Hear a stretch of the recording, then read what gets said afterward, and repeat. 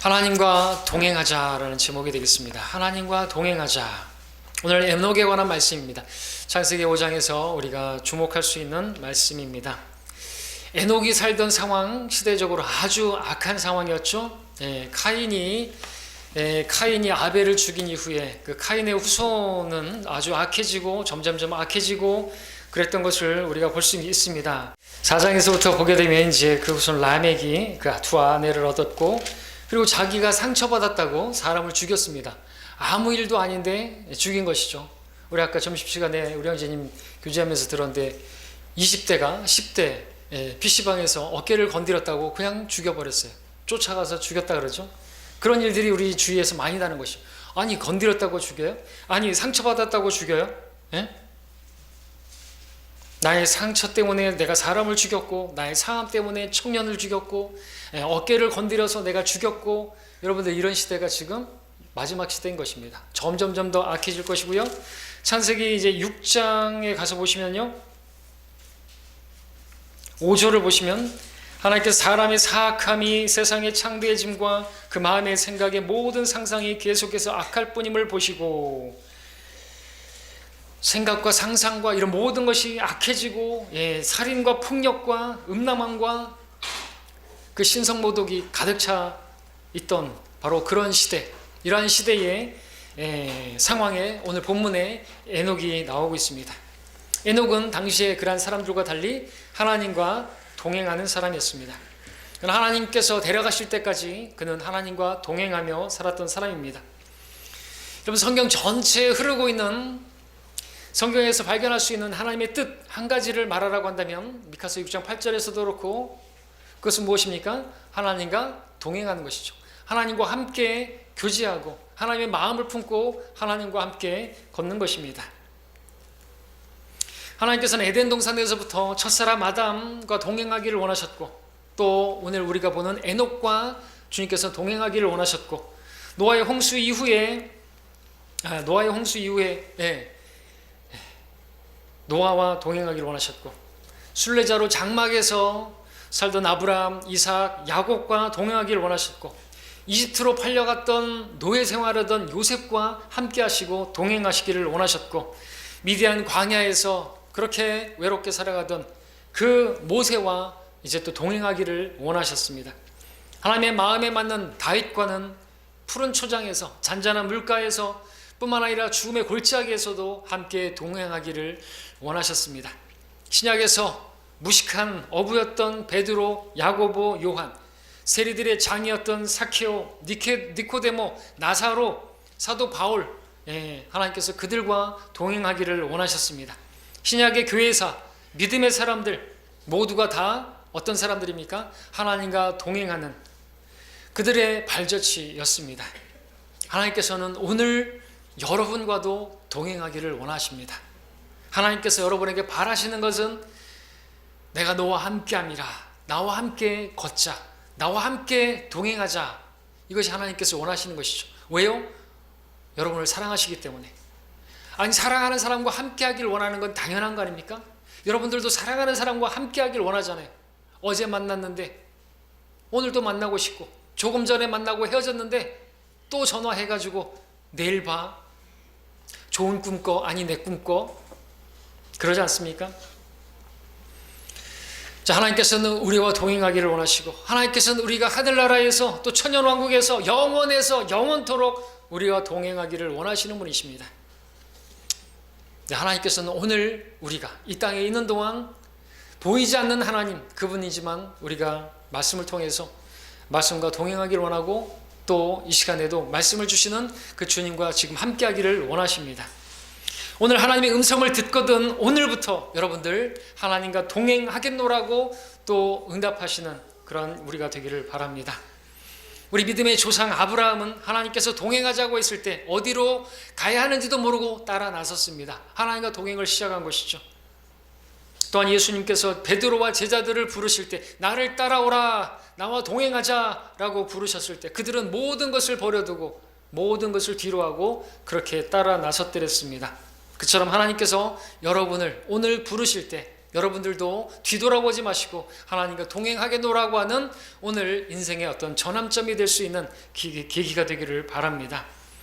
에녹에게는 그러한 전환점이 있었던 것이죠. 근데 여러분에게도 그 전환점이 있는 것입니다. 사실은 있어야 마땅한 것이죠. 자, 이제 에녹의 기록을 보면서 하나님과 동행하는 삶이라는 것이 무엇인가에 대해서 중점적으로 보고자 합니다. 5장 21절 22절을 다시 한번 읽습니다. 에녹은 65년을 살고 무드셀라를 낳았고 에녹은 무드셀라를 낳은 후 300년을 하나님과 동행하며 아들들과 딸들을 낳았으며 라고 기록하고 있습니다. 에녹이 살던 이 당시에는 노아의 홍수 심판 전이라서 지금의 지구 환경과는 너무나 다른 것입니다. 그래서 당시의 평균 인간 수명은 900세였죠. 근데 에녹은 그 전생애가 900세에 못 미치는, 너무나도 못 미치는 365세를 살았습니다. 오늘날로 말하자면 90세를 산다 그러면 36살 반에 죽은 것이에요. 아주 좋은 때 죽은 것이겠죠. 900세를 지금 90세를 살고 막 그러는데 다들 900세를 사는데 36세를 살고 요절한 것이에요. 그러나 요절한 것이 아니라 그는 더 좋은 곳으로 간 것입니다. 365년의 짧은 나이로 생을 마감하게 됐습니다. 에녹은 근데 죽은 것이 아니라 살아있는 채로 공중으로 끌려 올라갔습니다. 그야말로 최초로 휴거된 인류 최초의 사람이 되었습니다. 그는 이 땅에 대홍수라는 심판이 있기 전에 들림받은, 앞으로 대환란이 있기 전에 휴거될 우리 신약 성도들의 예표가 되는 인물인 것이죠. 그래서 말씀드리지만 교회는 환란을 통과하지 않습니다. 교회는 하나님의 심판으로부터 그 대환란이라는 심판으로부터 우리는 아무런 해당 사항이 없는 것입니다. 그것을 보여주는 예표가 바로 에녹인 것이죠. 에녹이 대홍수라는 심판 전에 휴거됐다면 우리도 대환란이라는 그 심판 전에 휴거되는 것이에요. 성경은 완전한 것입니다. 너무나 잘 보여주고 있죠. 에녹이 하나님과 동행하다가 그렇게 대환란 전에 들림받아서 주님과 함께 영원히 있게 된 것처럼 저와 여러분도 주님과 동행하다가 주님을 맞이할 수 있기를 바랍니다. 우리는 이 말씀에서 에녹이 언제부터 하나님과 동행하게 되었는지 그 인생의 전환점을 보게 됩니다. 그는 처음부터 하나님을 믿었다든지, 그가 처음부터 하나님을 따랐다든지, 그가 처음부터 하나님을 사랑했던 사람은 아니었습니다. 오늘 지금 읽었던 이 말씀을 보게 되면 에녹은 무드셀라를 낳은 후로부터 하나님과 동행하게 된 것을 보게 되는 것이죠. 아마 이전에는 무드셀라를 낳기 전까지는 에녹도 다른 사람들과 마찬가지로 좀 더 심하게 말하면 똑같이 마음의 생각이 악하고 똑같은 죄인으로 이 세상을 살아갔더랬을 것입니다. 그러나 성경이 말씀하시는 것은 에녹이 65년을 그렇게 살다가 무드셀라를 자기 아들로 낳고 그 후부터 그때로부터 300년을 하나님과 동행하며 살았다고 기록하고 있습니다.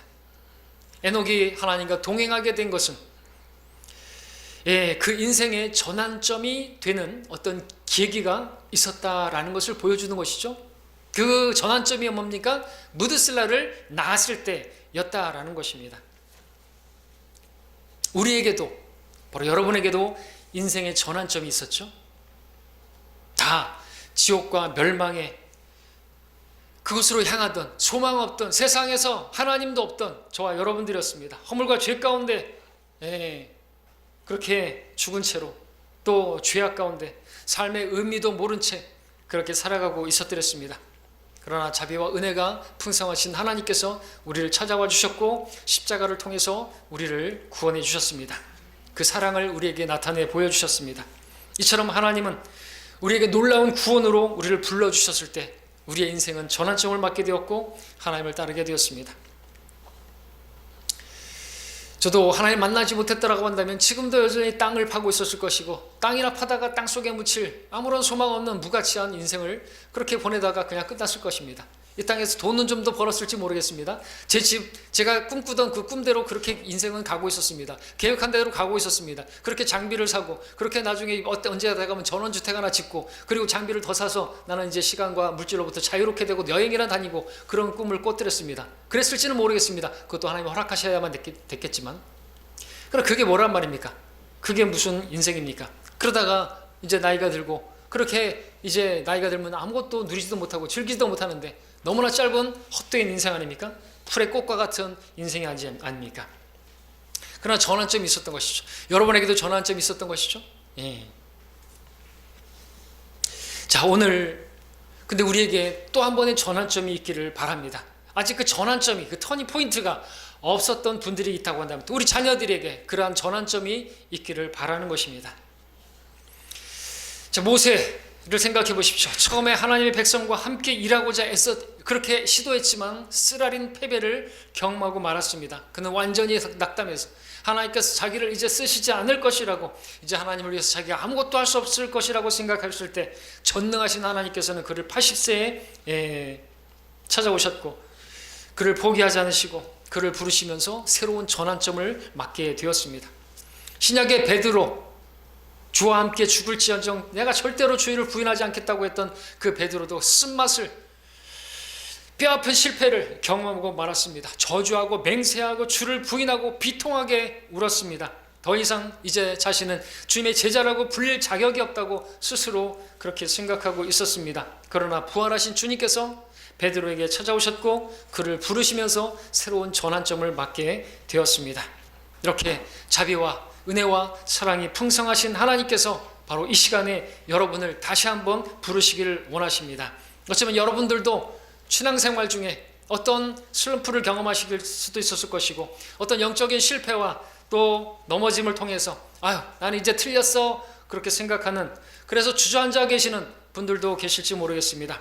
그러나 주님께서는 여러분을 포기하지 않으시고 여러분을 다시 부르시기를 원하시고 다시 인생의 전환점을 허락해 주시기를 원하십니다. 하나님께서 오늘 여러분의 삶에 그러한 기기가 오늘의 그 전환점이 되기를 바랍니다. 에녹의 전환점이 무엇이었다고 했습니까? 무드셀라의 출생이었습니다. 자, 여기서 무드셀라의 이름을 아는 것이 좀 필요하죠.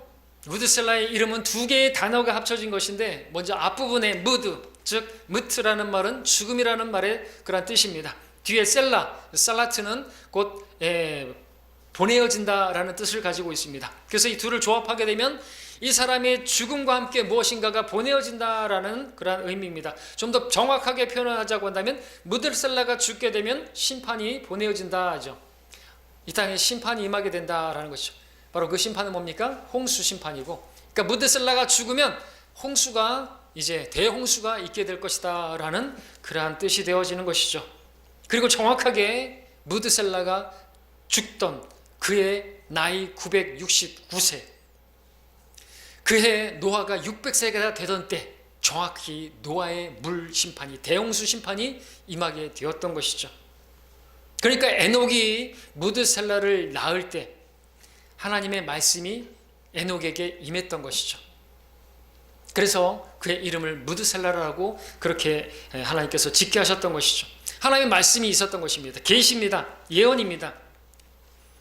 그 말씀을 받았습니다.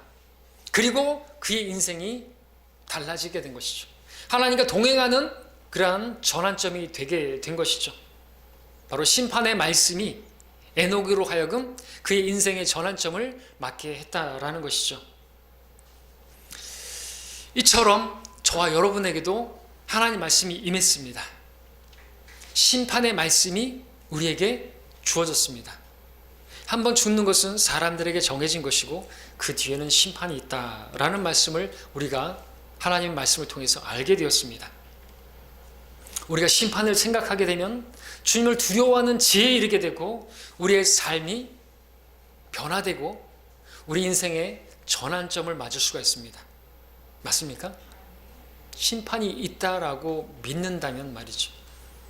여러분, 죽음 뒤에 심판이 있고 그 믿지 않는 자들에게는 지옥의 심판이 있다는 걸 믿었을 때 우리는 그 지옥에 가고 싶지 않아서 예수님을 믿었습니다. 그리고 구원받은 우리들에게는 또 하나의 심판이 있으니 그리스도의 심판석입니다. 럭커 목사님께서는 우리가 하루에 3번만 그리스도의 심판석을 생각할 수만 있다면 우리는 많은 경우 죄에서 승리할 수 있을 것이고 우리는 거룩한 삶을 살 수 있을 것이라고 그렇게 말씀을 하셨습니다. 우리에게 심판의 말씀을 계시해 주셨습니다. 이유가 무엇입니까? 우리가 하나님을 두려워하고 그렇게 지혜롭고 또 신실하게 또 거룩하게 이 땅을 살아가게 하실 목적이 아니겠습니까? 경건하게 살아가게 하실 목적이 아니겠습니까? 우리 유다서 말씀을 함께 보겠습니다. 유다서 14절 15절입니다. 유다서는 1장밖에 없으니까. 유다서는 요한계시록 바로 앞에 있죠. 여기서 바로 에녹이 하나님의 심판에 관한 말씀을 받았다고 했죠. 무데슬라, 그가 죽으면 그것이 보내어진다. 하나님의 심판이 임하게 될 것이다. 심판의 말씀을 받았어요. 어떤 사람들을 심판하시나요?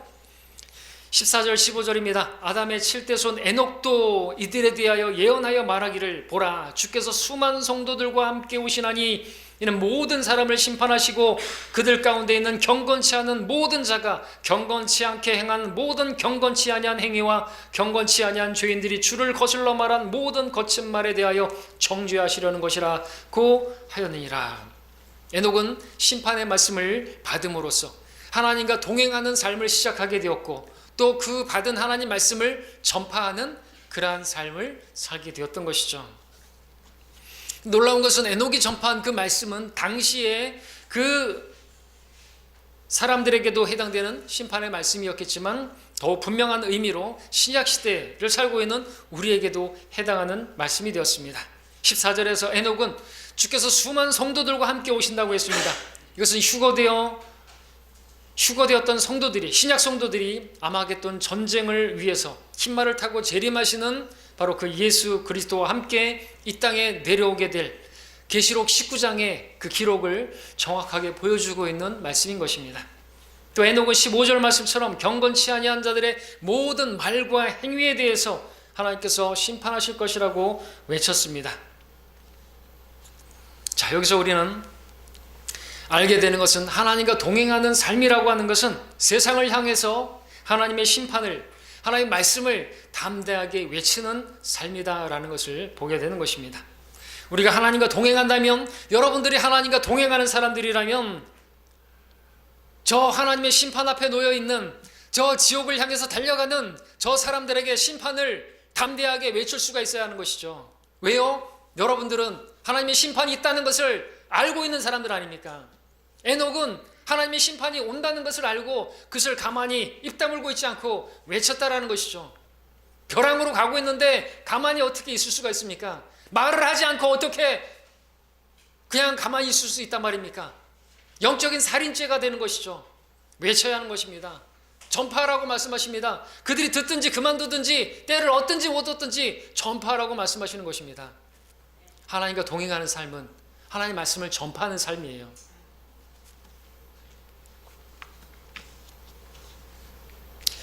이 생이 다가 아닙니다. 죽음 뒤에 심판이 있습니다. 오직 예수님만이 유일한 구원자이십니다. 이것을 선포하는 것이 우리가 하나님의 말씀을 받은 사람들이 해야 하는, 하나님과 동행하는 사람들이 해야 하는 일인 것이죠. 뻔히 죽으면 지옥 가는 걸 알면서 가만히 입 다물고 있단 말입니까?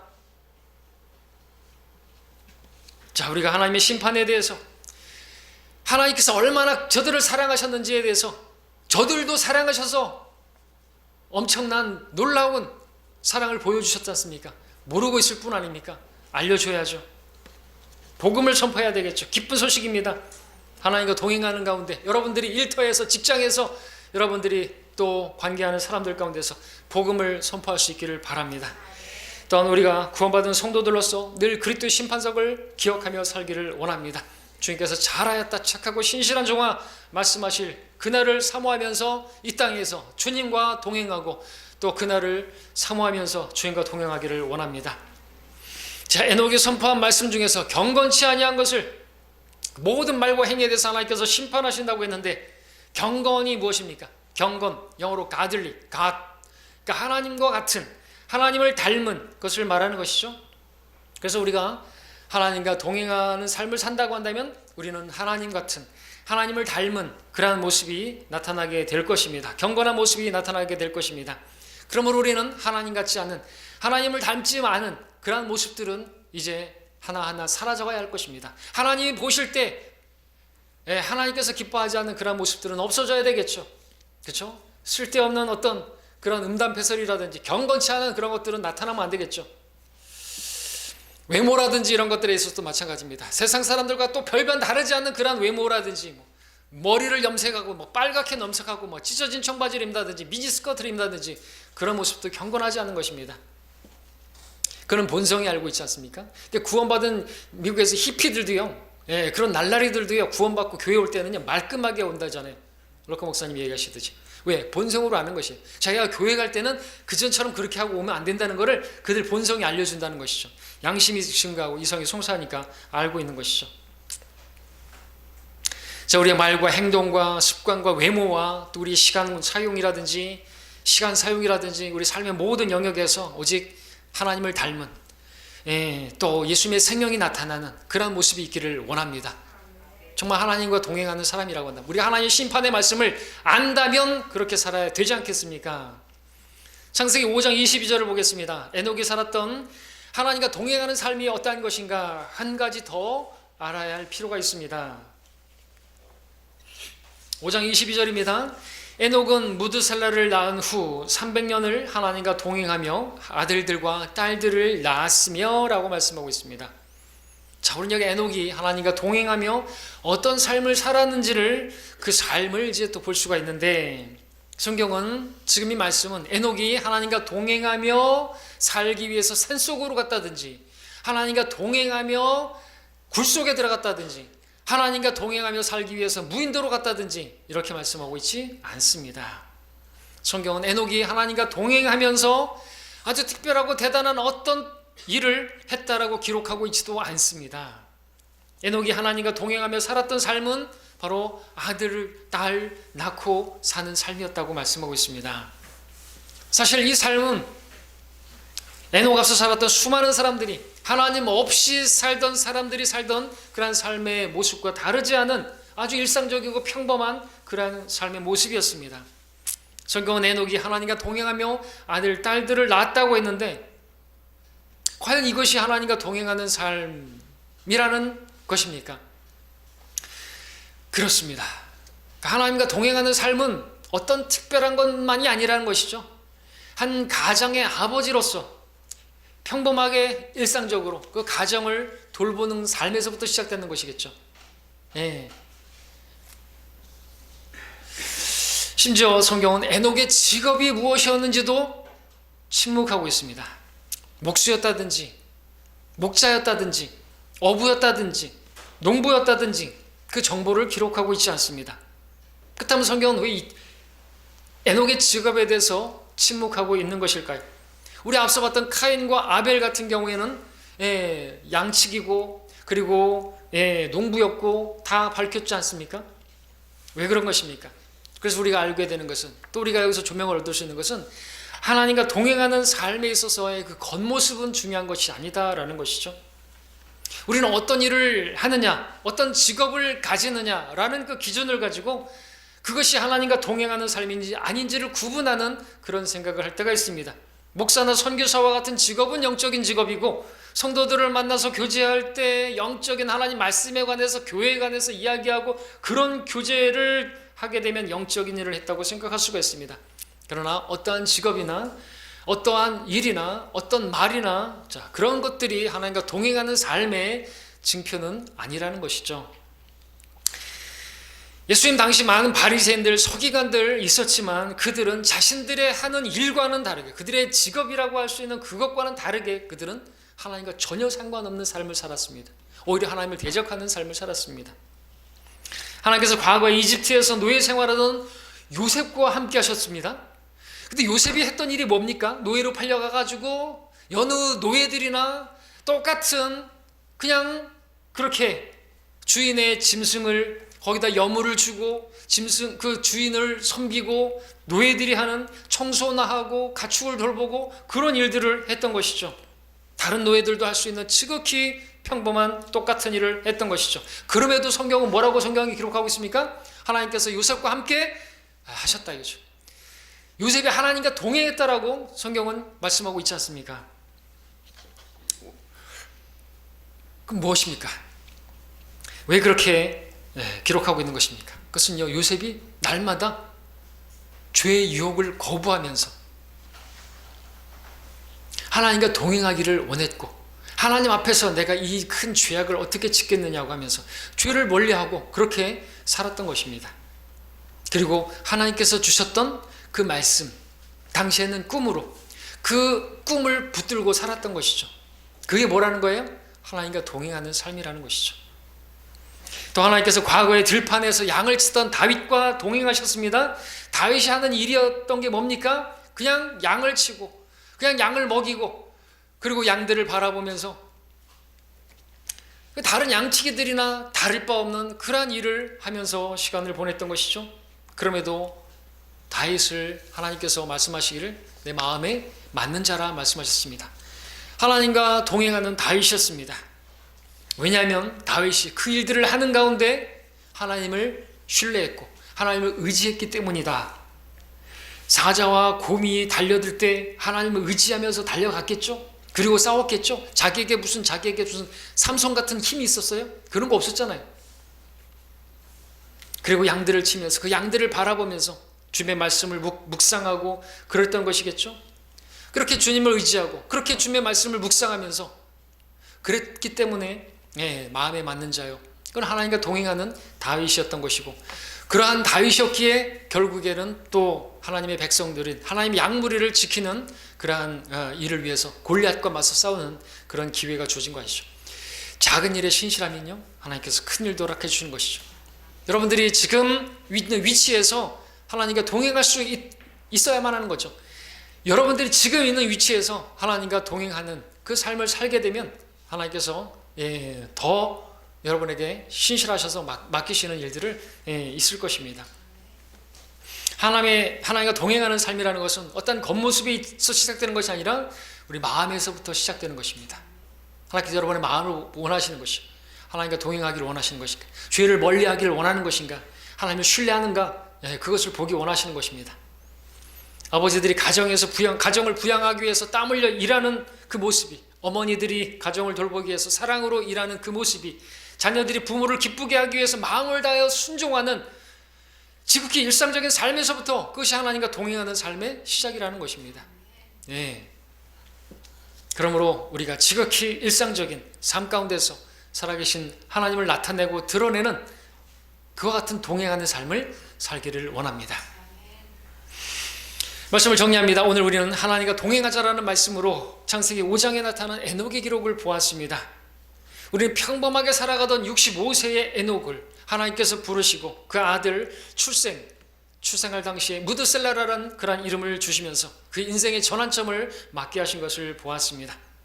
이처럼 하나님께서는 소망 없이 살아가던 우리의 삶 가운데 하나님의 그 심판의 자리였던 그 십자가를 통해서 우리에게 말씀해 주셨습니다.